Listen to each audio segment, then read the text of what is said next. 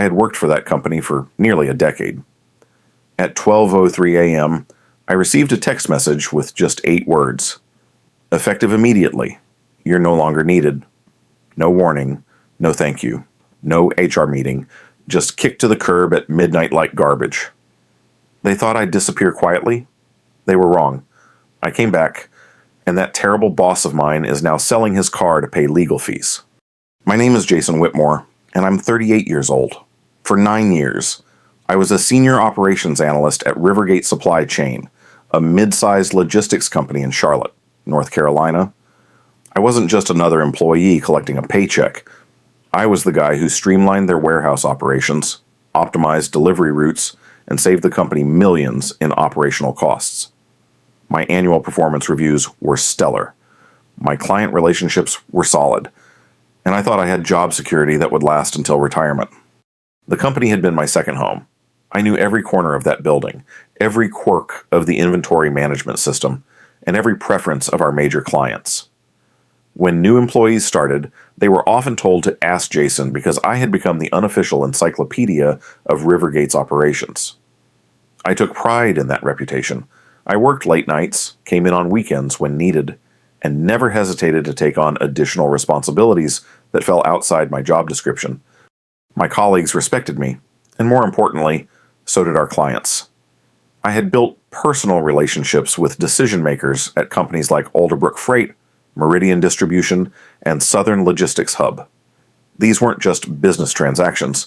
They were partnerships built on trust, reliability, and years of consistent service. When they called with urgent requests or complicated shipping challenges, they specifically asked for me. The company was profitable, growing steadily, and everyone seemed happy with the status quo. Our regional manager, Patricia Hayes, had been with the company for 15 years and understood the logistics business inside and out. She trusted her team, gave us autonomy to make decisions, and backed us up when clients had complaints or special requests. It was an environment where experience and expertise were valued.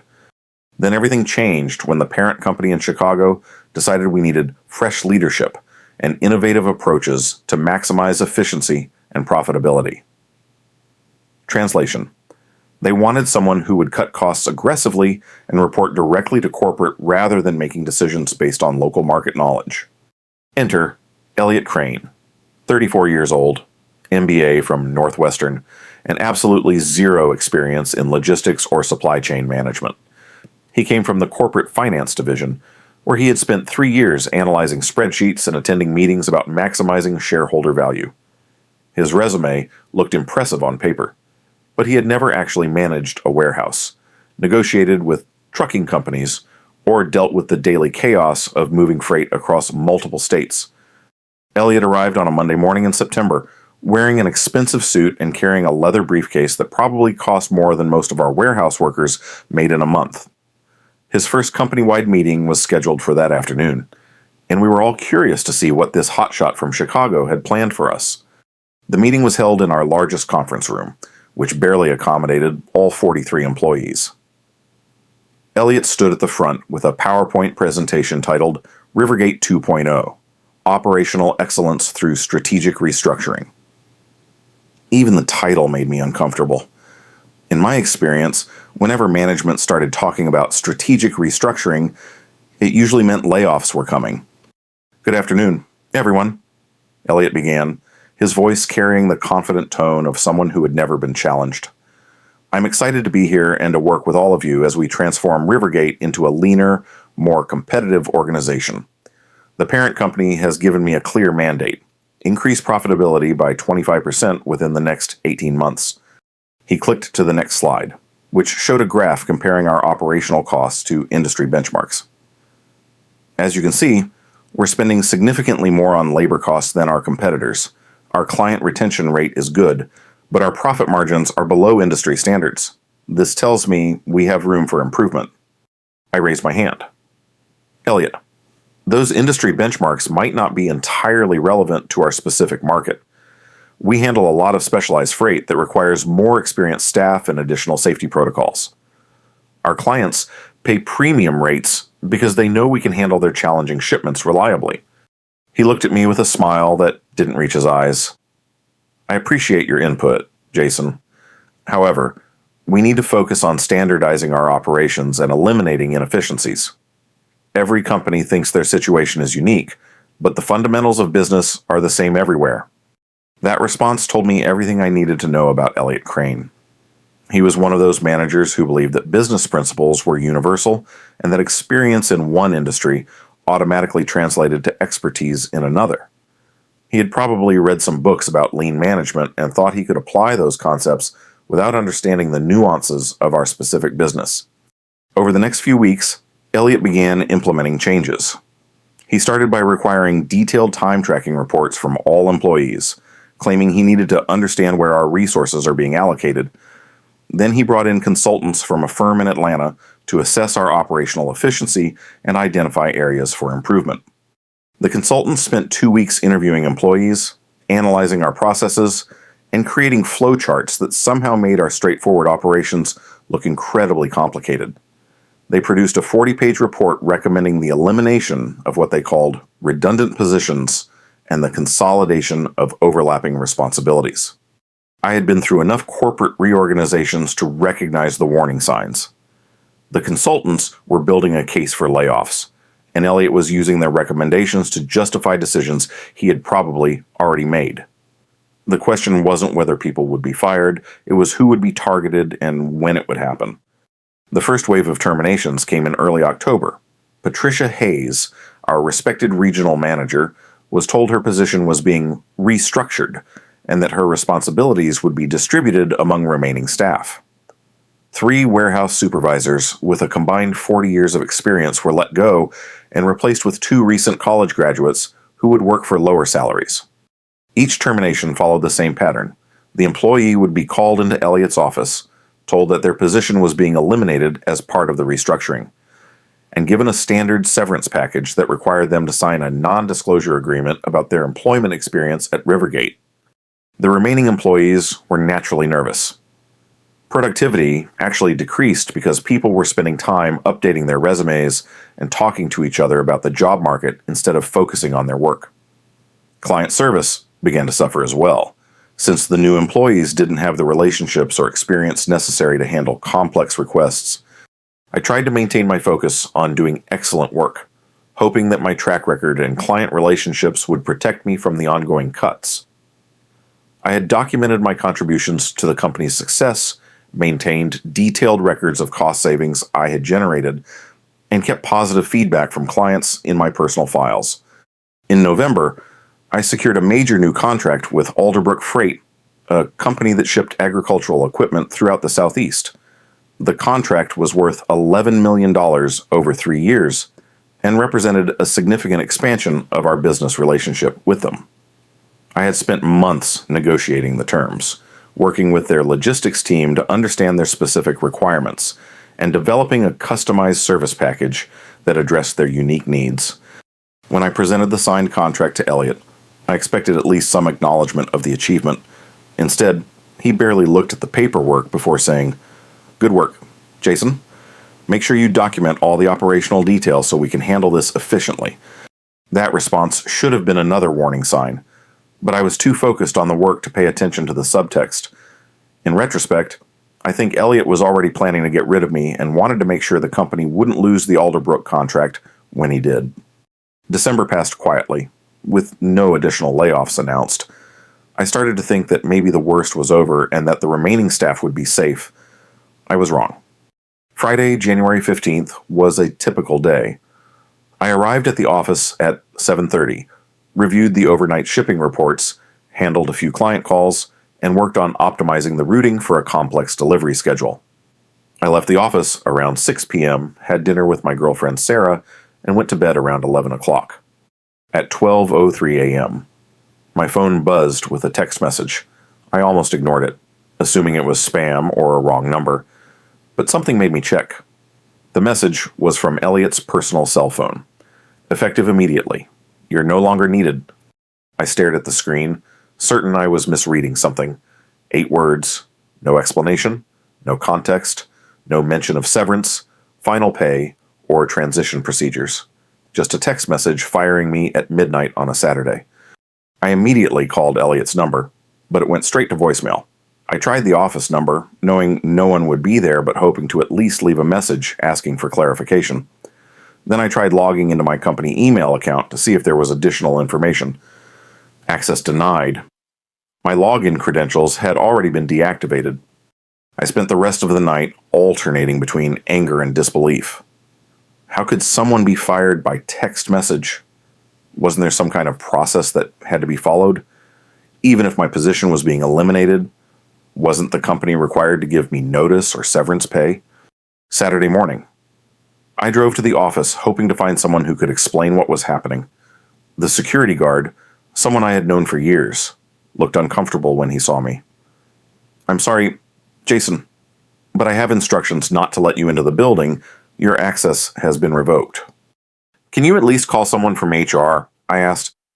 "HR isn't in on weekends, and I don't have authorization to make exceptions. I'm really sorry about this." I went home and spent the weekend researching employment law and trying to understand my rights. North Carolina is an at-will employment state, which means employers can generally fire employees without cause or notice. However, there are exceptions for discrimination, retaliation, and violations of employment contracts. I pulled out my original employment agreement and read through it carefully. There was a clause requiring 2 weeks' notice for termination without cause, and another clause specifying that employees terminated without cause were entitled to severance pay based on years of service. According to my contract, I should have received 9 weeks of severance pay. Monday morning, I called the company's HR department and was told that Elliot had reported my termination as voluntary resignation, and that no severance was owed. When I explained that I had been fired by text message, the HR representative seemed genuinely surprised. "Mr. Whitmore, I don't show any record of a termination. According to our system, you submitted a resignation letter effective immediately on Friday afternoon." "That's impossible," I said. "I never submitted any resignation letter. I was fired by text message at midnight on Saturday." "I'll need to look into this and get back to you. Can you forward me the text message you received?" I sent the screenshot of Elliot's message and waited for a response. 3 days later, HR called back to say that there had been a miscommunication, but that my employment was still terminated effective immediately with no severance pay. It was obvious that Elliot had either forged a resignation letter or convinced HR to process my termination in a way that would avoid paying severance. Either way, what he had done was illegal, and I was going to make sure there were consequences. I scheduled a consultation with Margaret Chen, an employment attorney who specialized in wrongful termination cases. After reviewing my employment contract, the text message, and the HR documentation, she was confident that we had a strong case. "This is one of the most unprofessional terminations I've seen," she said. "Firing someone by text message at midnight and then falsifying records to avoid paying severance is not just unethical, it's illegal. We can sue for breach of contract, wrongful termination, and possibly fraud." While Margaret prepared the legal case, I started my own investigation into Elliot's management practices. I reached out to former colleagues who had been laid off, and several of them shared similar stories of unprofessional treatment and questionable documentation. More importantly, I maintained relationships with current employees who were increasingly frustrated with the company's direction under Elliot's leadership. They told me about declining client satisfaction, operational problems caused by inexperienced staff, and financial irregularities that seemed to have started after Elliot's arrival. One of my former colleagues, Maria Santos, was still working in the accounting department. She mentioned that several large invoices had been processed differently than in the past, with some expenses being categorized in ways that didn't match the actual services provided. "I'm not saying anything improper is happening," she said carefully, "but some of these entries don't make sense to me, and when I asked about them, I was told not to worry about it and just process them as instructed. That information was interesting, but I needed more details to determine if there was actually any wrongdoing. I started researching public records related to Rivergate's finances and contracts, looking for anything that seemed inconsistent with normal business practices. Meanwhile, I had to figure out how to pay my bills and rebuild my career. I had some savings, but not enough to last indefinitely while pursuing a legal case. I decided to start a small consulting business, offering logistics and supply chain optimization services to smaller companies that couldn't afford to hire full-time specialists. My first client was a regional furniture retailer that was struggling with inventory management and shipping costs. I spent 2 weeks analyzing their operations and developed a plan that would reduce their logistics expenses by 30% while improving delivery times. They were thrilled with the results and referred me to 2 other companies. Word spread quickly in Charlotte's business community. Within 6 weeks, I had more consulting work than I could handle. Companies that had heard about my experience at Rivergate were eager to work with someone who understood the practical challenges of supply chain management. The irony wasn't lost on me. Elliot had fired me because he thought I was expendable, but the market was proving that my skills were actually in high demand. I was earning more money as an independent consultant than I had made as a Rivergate employee. In March, I received an unexpected phone call from David Alderbrook, the CEO of Alderbrook Freight. He wanted to meet for lunch to discuss their ongoing logistics challenges. "Jason, I'm going to be direct with you," he said over lunch at a downtown restaurant. "Service quality at Rivergate has declined significantly since you left. Response times are slower, problem solving is inadequate, and frankly, we're not confident that our shipments are being handled properly."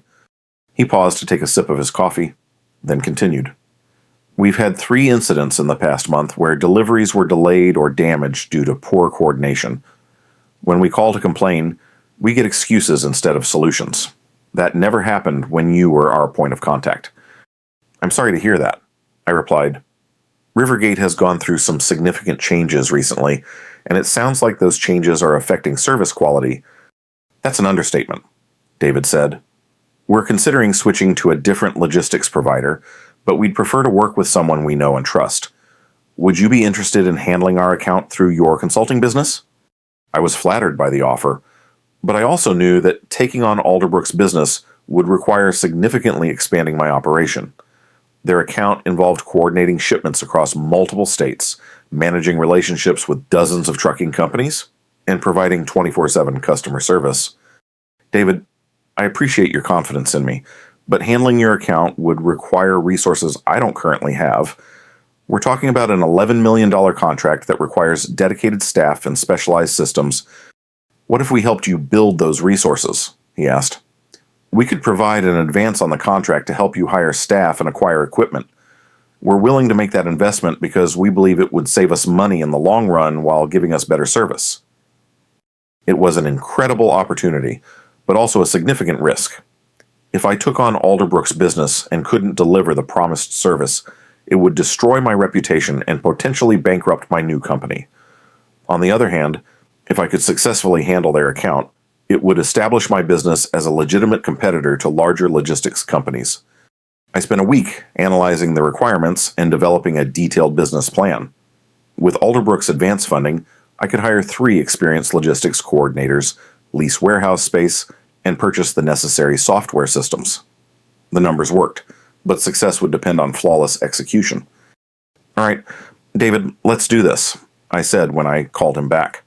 "But I want to be completely transparent about what we're undertaking. This is going to require a significant commitment from both of us, and there will probably be some challenges as we get everything set up." "I understand," he replied. "We're willing to accept some short-term difficulties if it means having a reliable long-term partner." The transition took 6 weeks to complete. I had to coordinate with Alderbrook's internal team, negotiate new contracts with trucking companies, and train my new employees on the specific requirements of handling agricultural equipment shipments. There were definitely some stressful moments, but by the end of April, we were successfully managing all of Alderbrook's logistics needs. The impact on Rivergate was immediate and dramatic. Losing an $11 million contract represented about 15% of their annual revenue, and Elliot had no advance warning that it was going to happen. When David Alderbrook called to formally terminate their contract with Rivergate, he was polite but firm about their reasons for leaving. "We've decided to work with a logistics provider that better understands our specific needs and can provide the level of service we require," David told Elliot, according to Maria, who overheard the conversation. Elliot's response was reportedly unprofessional and defensive. He accused Alderbrook of being unreasonable and suggested that their expectations were unrealistic. That conversation confirmed David's decision to leave and probably ensured that Alderbrook would never consider working with Rivergate again. The loss of the Alderbrook contract triggered a crisis at Rivergate. The parent company in Chicago demanded explanations for the significant revenue decline, and Elliot found himself having to justify his management decisions to executives who were primarily concerned with financial performance. According to my sources inside the company, Elliot attempted to blame the contract loss on external market factors and claimed that Alderbrook had been an unprofitable client anyway. However, the financial records clearly showed that the Alderbrook contract had been highly profitable and that losing it would significantly impact the company's annual results. During this same period, my attorney Margaret Chen had been building our wrongful termination case and had uncovered some interesting information about Elliot's financial practices. She had subpoenaed employment records for all of Rivergate's terminated employees and found a pattern of documentation irregularities. It looks like several employees were terminated under questionable circumstances, she told me during one of our meetings. In each case, the official records don't match what actually happened, and the company avoided paying severance by claiming the terminations were voluntary resignations. How many people are we talking about? I asked. At least 7. Possibly more. If we can prove this was a systematic practice, it strengthens our case significantly and could result in additional penalties for the company. Margaret also discovered that some of the financial records Maria had mentioned were connected to consulting contracts that Elliot had signed with outside vendors. The invoices were legitimate, but the services described didn't match the actual work that had been performed. I'm not saying there's definitive proof of fraud, Margaret explained, but there are enough irregularities to warrant investigation by regulatory authorities.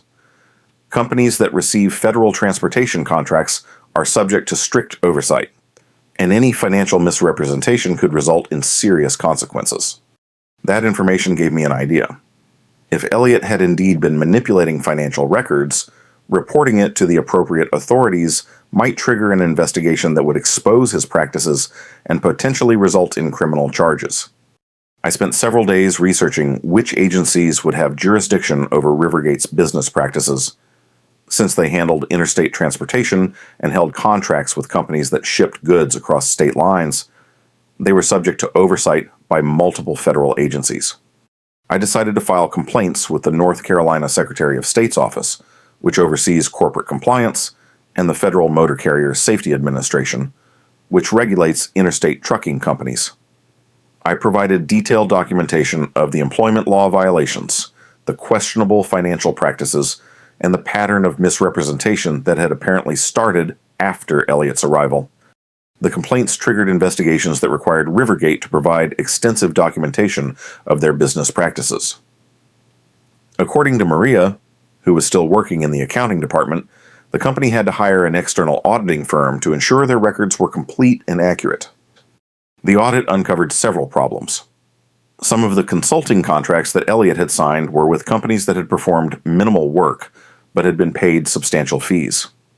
There were also discrepancies in how certain transportation costs had been categorized, which affected the company's reported profitability and tax obligations.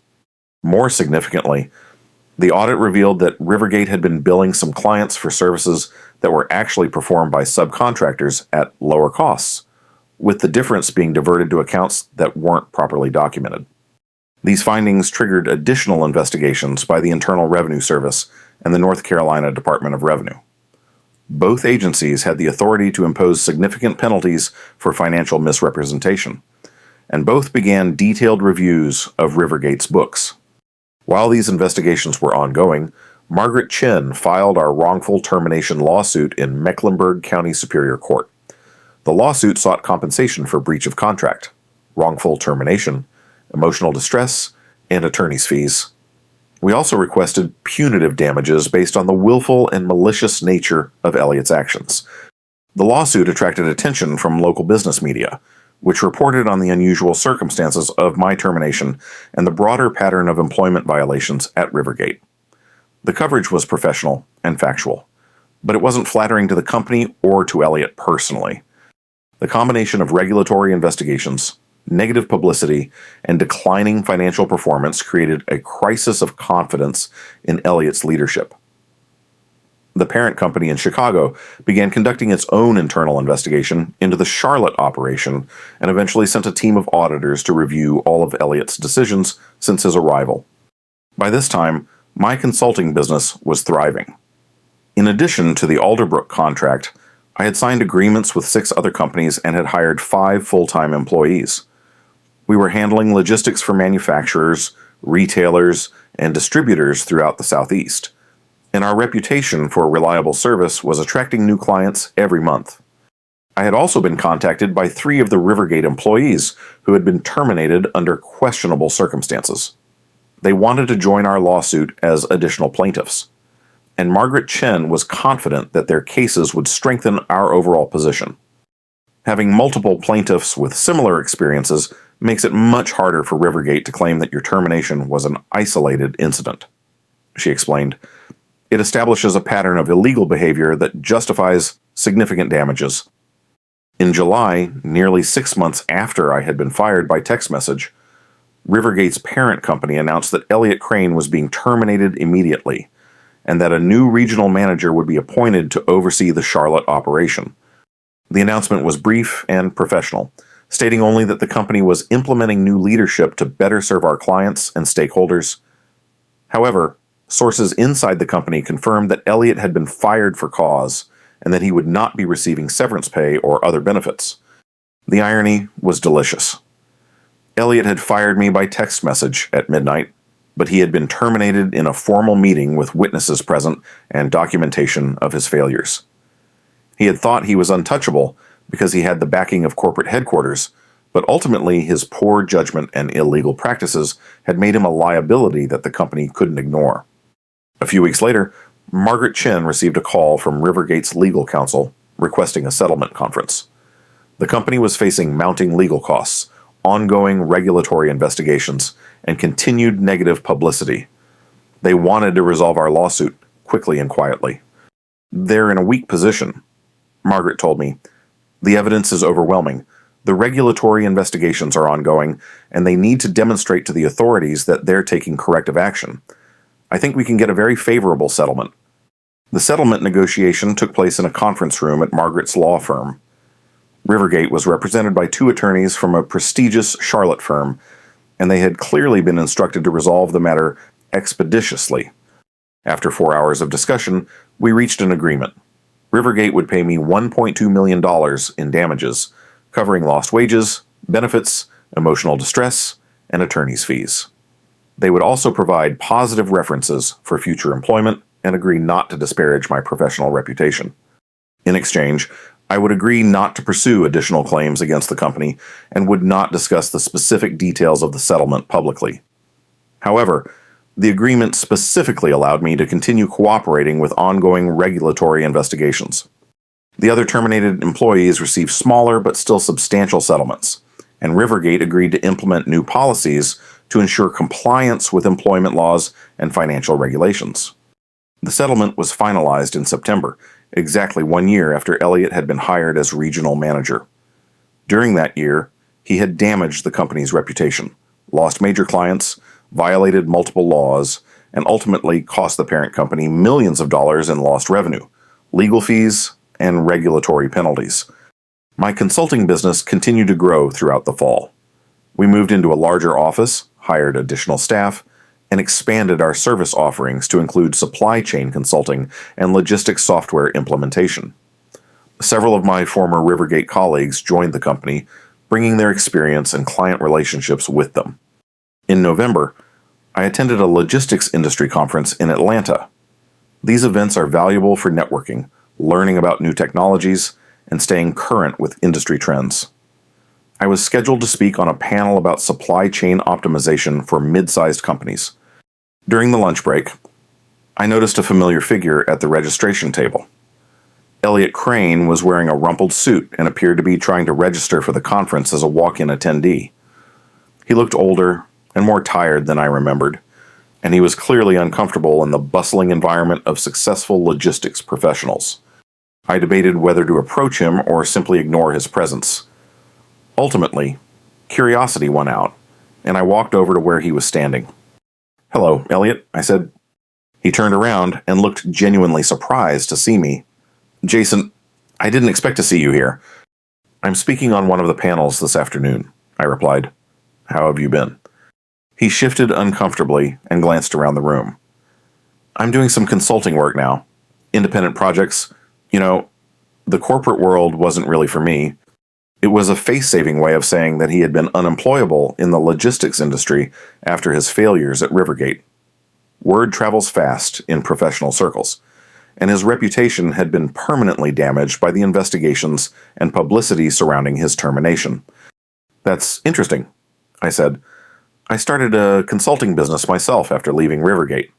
It's been very rewarding." "Yes, I heard about that," he said. "Congratulations on your success." There was an awkward pause as we both considered what to say next. Finally, Elliot spoke again. "Jason, I want you to know that I never intended for things to end the way they did.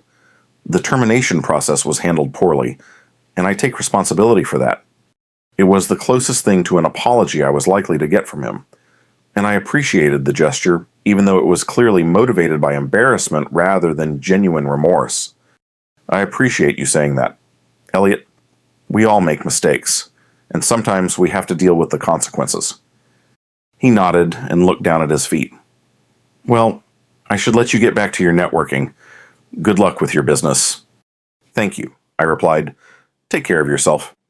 As I walked away, I reflected on how dramatically our situations had reversed a year earlier. Elliot had held all the power and had used it carelessly to destroy people's careers and livelihoods. Now he was struggling to rebuild his own career while the people he had wronged were thriving.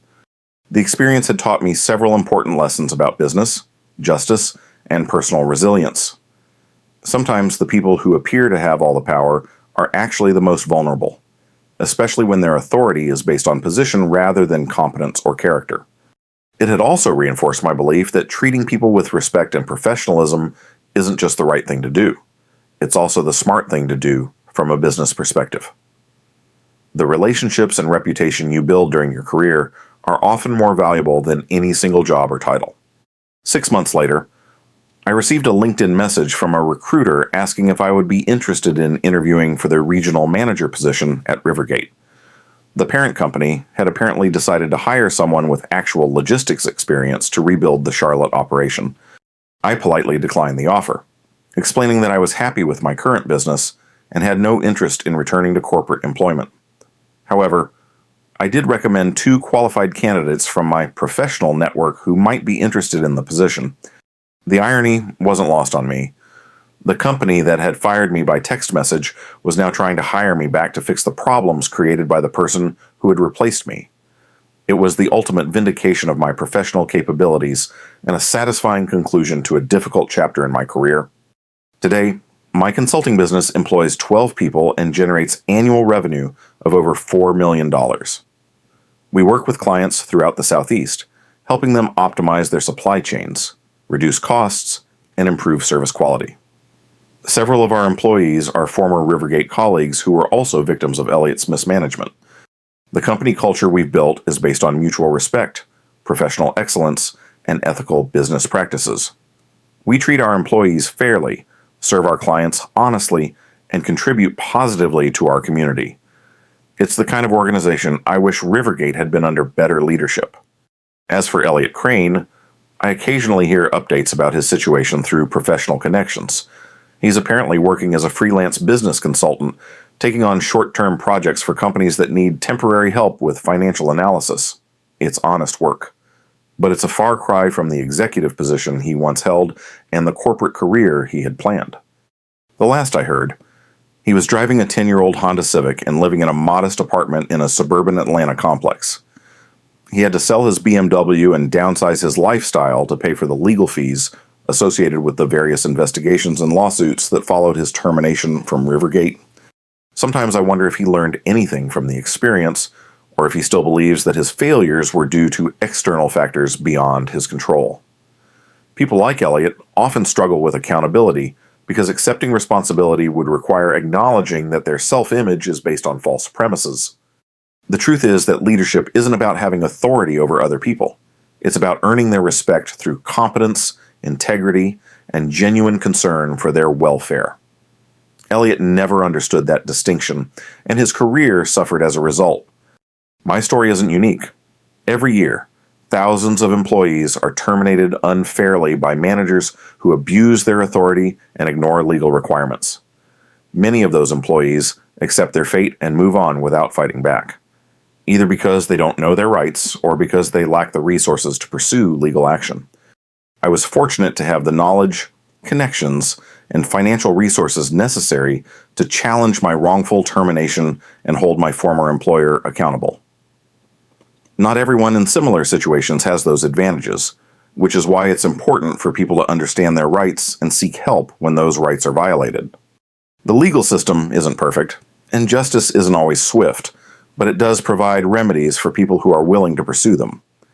Sometimes fighting back is the only way to prevent others from experiencing similar treatment, and to ensure that unethical managers face consequences for their actions.